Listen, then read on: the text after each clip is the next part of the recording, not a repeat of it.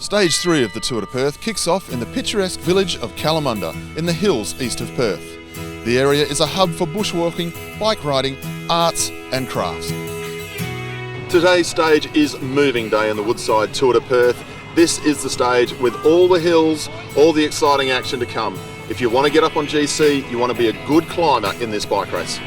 Yeah, I've ridden it before, and yes, it's very tough, and like guys were already running out of legs yesterday, so if they were doing that yesterday, it's going to make a very hard day for them today. 2, 1, the overnight tour leader is Dan Barry. He rides for Budget Forklifts. He's got a very strong team to support him. Jack Anderson and, of course, Jack Bobridge. It's going to be very interesting to see who they decide to support on this very hilly circuit.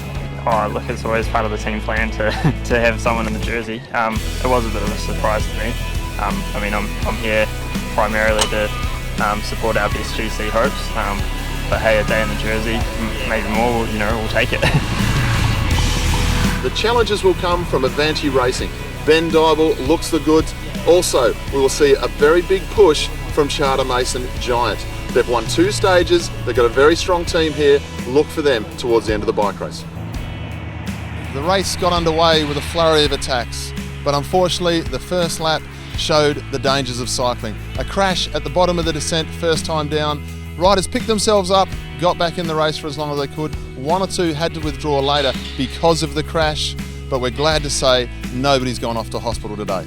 And yeah, they're all trying to push up, trying to get to the front of the descent, and yeah, he's just gone off the side of the road here and laid it over, and it's like, we're going quick, so there's nothing you can do. You hit the anchors as hard as you can, but you just go on the ground, but whatever, mate, it's bike racing.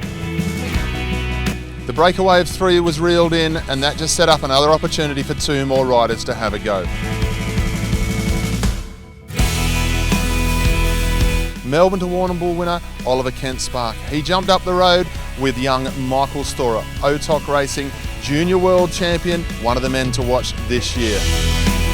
The race today, personally for the team, it was a bit interesting because yesterday we made a few tactical blunders, which put us in, left us today with not so many options. So we just wanted to really be in the race, aggressive, just really strip it back to the basics and have a dip at the end, which is what we did with myself going with 2 to go and then having Sam there at the end to contest the finish.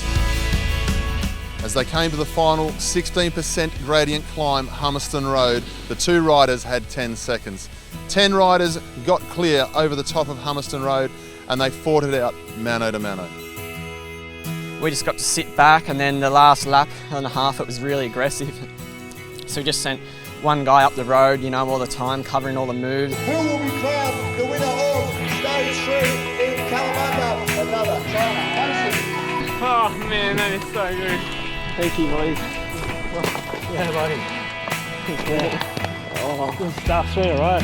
Yeah.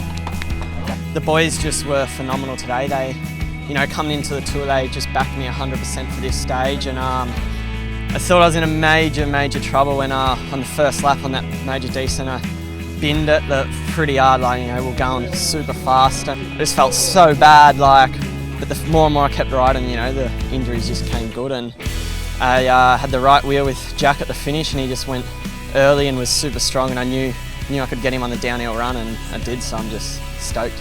Charter Mason Giant have made it 3 from 3 stage wins. The young Sam Crome taking out the stage in front of Budget Forklifts, Jack Bobridge, and once again in 3rd place, Avanti Racing's Pat Shaw.